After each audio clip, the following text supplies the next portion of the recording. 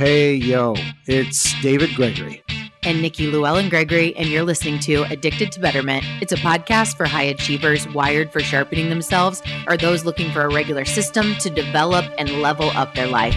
We've only got one shot at this life. Don't waste any opportunity to live alive and love your life. Let's do this together. Click on the follow button to make sure you get all of our episodes as they drop. So excited to be here for episode 001 on Addicted to Betterment, aka A to B. So today we're kicking off with relationships. Stop settling or show up. David, let's talk about why, of all topics that we could choose, why are we starting with this topic? Well, maybe it's a topic that we failed the most. Maybe it's a topic that is one of the most important areas in our life because it affects every area of our life, as does a lot of things. But man, why not start with the most challenging relationships? That's the hardest thing we do. Yeah, that's funny that you say that the most challenging. It's definitely been my most challenging in my life. I'm sure there's a lot of jokes out there about me. Some people are listening. They're just intrigued by like, oh, I wonder what she's putting out on her podcast. And then to realize that I'm putting out a first episode about relationships. I mean, I'm at a time in my life, the first time in my life that I can even say that I've been divorced, let alone married for the third time. There's a lot of backstory there. Please don't judge me. But I am now in this relationship and I take everything I ever did and I don't even know if I would ever do anything different. I would advise and mentor people to do things differently.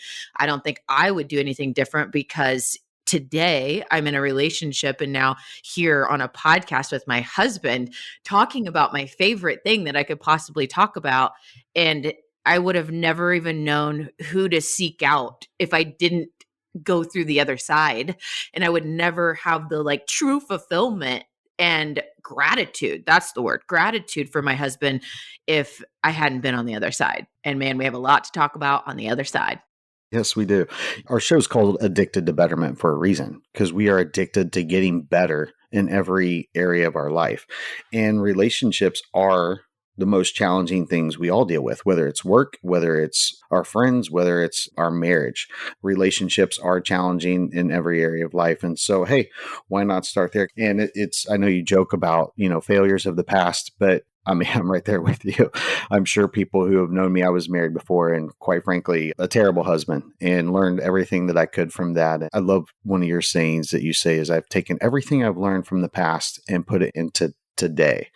And so I really use that for myself as well. I feel like we're very aligned in that as we are most things.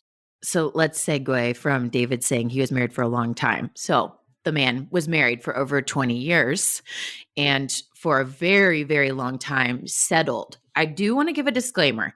So you will hear a lot of Christian emphasis in this. So you're probably like, for those of you that don't know me at all, or David, right? You're like, okay, now she's bringing in the Christian card when she said that she's married for the third time at 40. Trust me, I've gone through the struggles of it.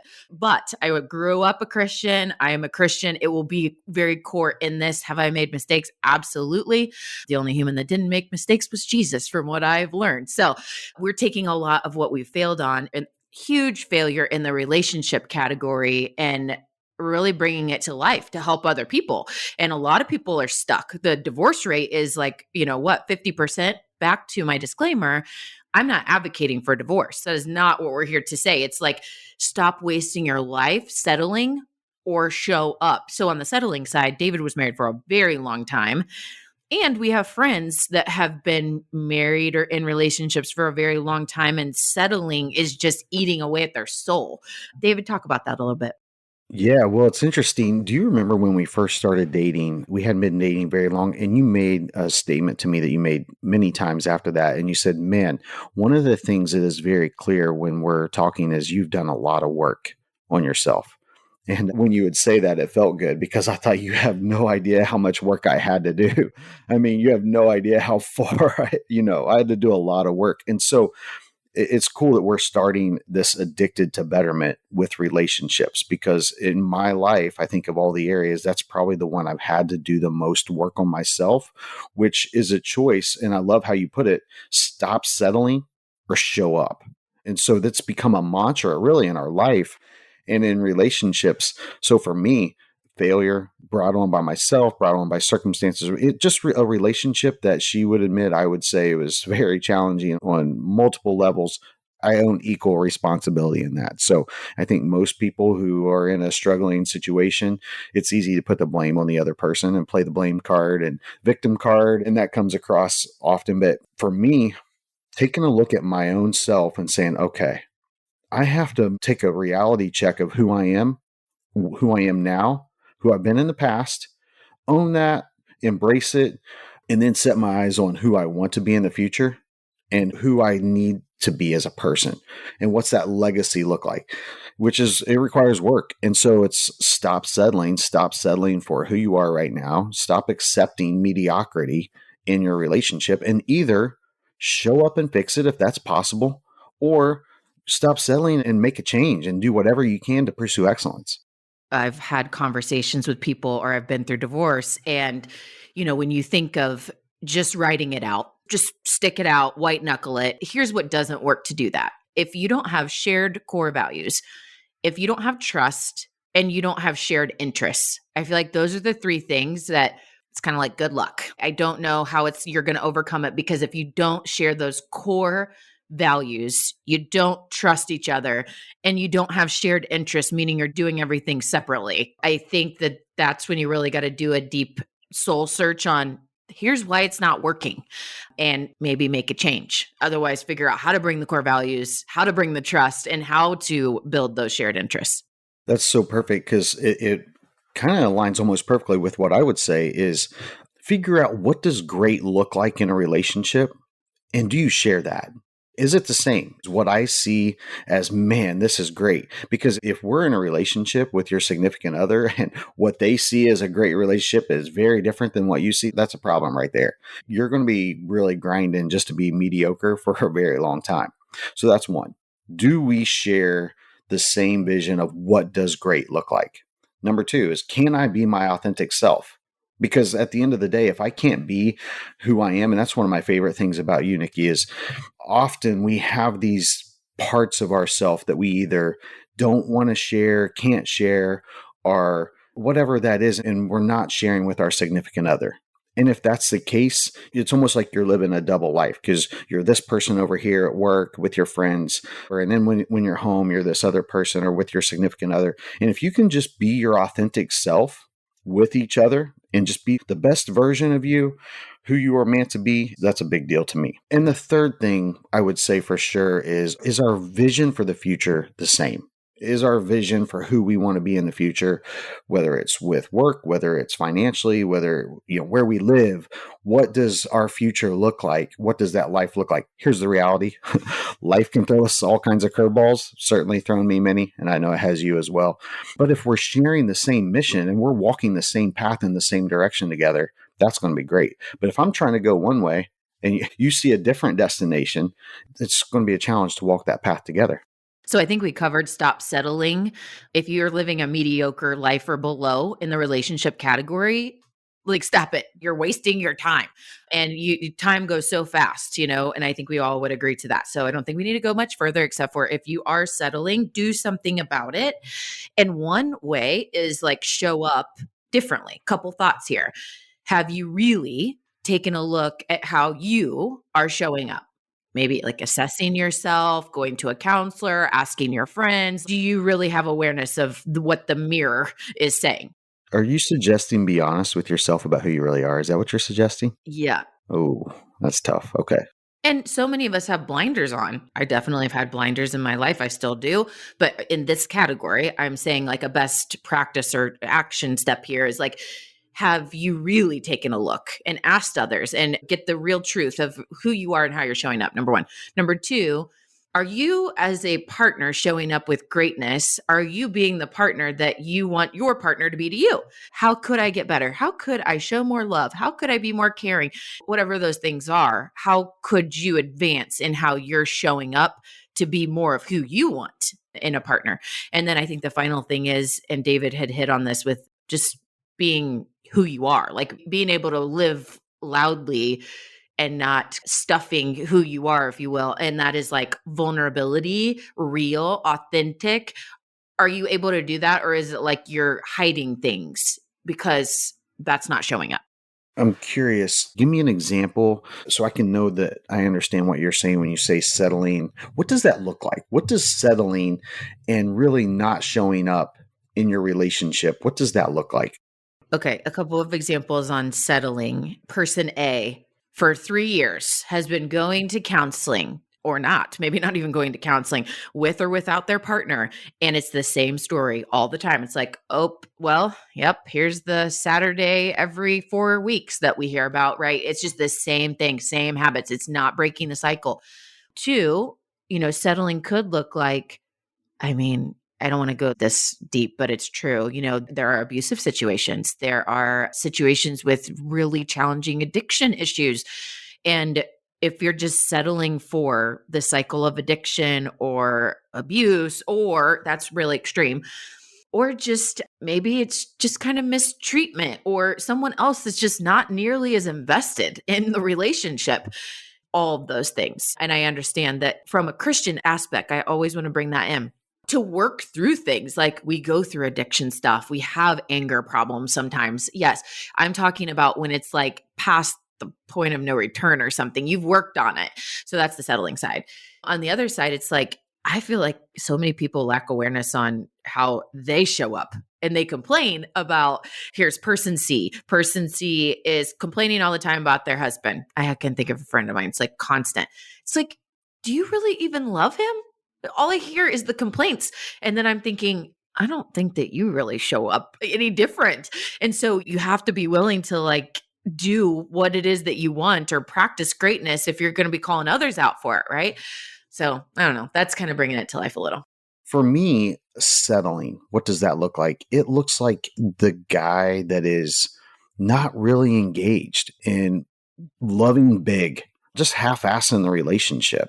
Or it could be posturing. It could be fooling yourself and you not being authentic in your relationship. Often we justify our own behaviors, our own lack of engagement because of the other person. So it's easy to be like, well, I'm acting this way. I'm this person because she is this. She doesn't do that. And we justify it. And I'm guilty of that. I've made that mistake. And then what happens is you build this story in your head because you make excuses for this area of your life that is lacking. And when you decide to quit making excuses, to stop making excuses for who you are and blaming your other people because of your lack of being great in this area, when you take full ownership, extreme ownership, that's when you can kind of look at yourself, as you said earlier, look in the mirror. So settling is refusing to do that. It's refusing to take ownership of who you are and how you show up. So, David, what does great look like or designing the best marriage or partnership? It's like golf. You never really get there. You're always trying to improve. You're always trying to get better. So certainly not going to pretend like I have it figured out. I've made all the mistakes. And so I feel like I've learned from those. What does great look like? As a guy, here's my challenge to guys is love big, love unconditional, love big. Don't seek just to get your own needs met in the relationship. Make it about the other person. If you make it about your significant other and are constantly thinking about how can I elevate her? What are those some little things that I can do that I know she loves, that I know is important to her, or not do? What's some things that I can not do? Pay attention to the details. So what does great look like? Loving unconditionally. If you're going to be in a great relationship, your feelings, your love, your affection can't be based on the moment because then it's a fragile thing.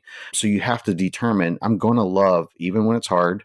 That's what great looks like. Being authentic, being your real self. You know what? There's some real vulnerability in that. That's hard. Sometimes there are things that we share with our significant other that we don't want to because we're afraid they're going to think bad about us, or maybe they're going to be pissed, or maybe they're going to treat us differently. And so you have to make a decision to do that. And it's hard sometimes, but to be in great relationship, that's a must. Because what happens if you can't do that? Then you hide versions of yourself, and that just stacks. One thing leads to another and leads to another. And you become two different people, and it's an unhealthy relationship. So great is one, being all in, be all in. not half-assed, not half-hearted. Be all in the relationship. Love big, love loud. Build your significant other up in public, in private. You don't need to be elevated yourself. Elevate her or him. Second, be authentic. Just commit to that process. Be authentic with each other. And then third is commit. It's not an option to not be all in. What does great look like, or how to design this amazing life experience in the marriage or partnership category? I think about everything in the life wheel is intertwined. It's like if you are not feeling good and healthy, it affects everything else. If you're not sleeping well, it affects everything else. Relationships are, I feel like, very heavily weighted in the life wheel. And if it is not fueling you and feeding you and uplifting you, can't be your true self, or you don't feel fulfilled, or you don't feel that it's like building you up, it's tearing you down, man, it affects everything. So my best advice is working with your partner to co-create your whole life. And that doesn't mean that your partner in their hobby section loves golf and you're like, I hate golf, right? It's, I'm not trying to say like that, well, start golfing.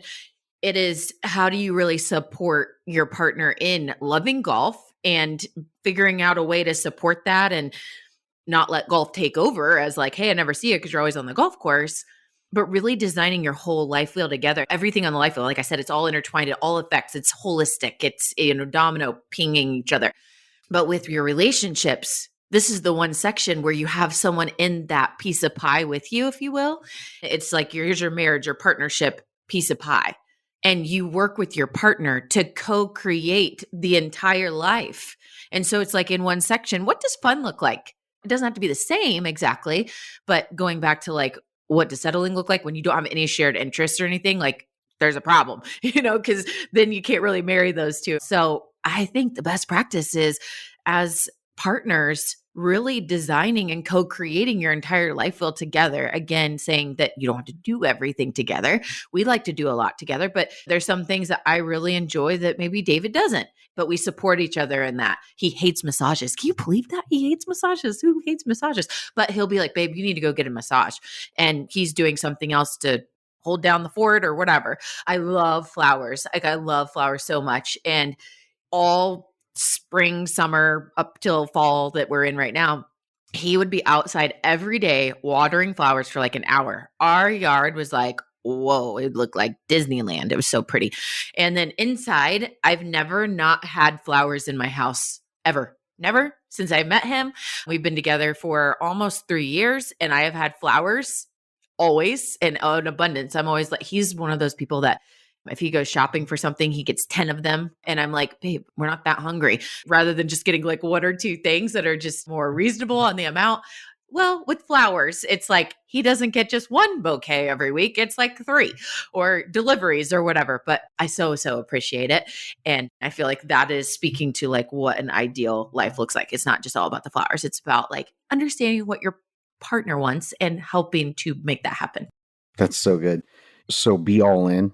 Number one, be authentic. Number two, and then the third one, to tie in with everything you just said, is be working on yourself. It's interesting how many people that I know, and I'm guilty of this as well. I probably won't say anything that I'm not guilty of as well, is, you're expecting greatness from your partner, but you're not showing up that way yourself. So be working on yourself. It's ideal if you can work on yourself with your partner so you're holding each other accountable and you can share that. What's tough is if you're trying to work on yourself and you try to share it with your partner and they're like, that's dumb. That's dumb. And I would say try to make you feel like, what? Why are you doing that? That's so stupid. And you're thinking, man, I'm just wanting to pursue excellence in this area of my life. But in order to be great, you got to be working on yourself. All right. Things we talked about. Core value alignment is so important. Trust has to be there. Shared interests. If you are absolutely bored out of your mind, and you don't have things that you do together, you're always separate, not going to work. Settling for a feeling of mediocrity or below, trigger that some action needs to be taken. Be the partner you want, or ask clearly what your partner wants and work towards that. Love unconditionally. That has been the most fulfilling part of this marriage that I'm in, is that I really feel that. and the other one of being authentic. I am truly myself, which is sometimes very challenging. But to be authentic and truly myself, I have no secrets. I'm not trying to hide anything. I'm not trying to suppress anything. I am truly myself. And then finally, being all in. There's no plan B. I used to do that where it was like, well, if this doesn't work out, that is not my thing anymore. No, there is no plan B. Being all in. Guys, love big. Love big. Show up. Freaking show up. And then work on yourself. So, you just listened to this episode. Now, join us in being addicted to betterment. Subscribe to the show. Share with your friends. Tag us. And please, take a moment, leave a review. Yeah, we do want your stars, but we really want the feedback.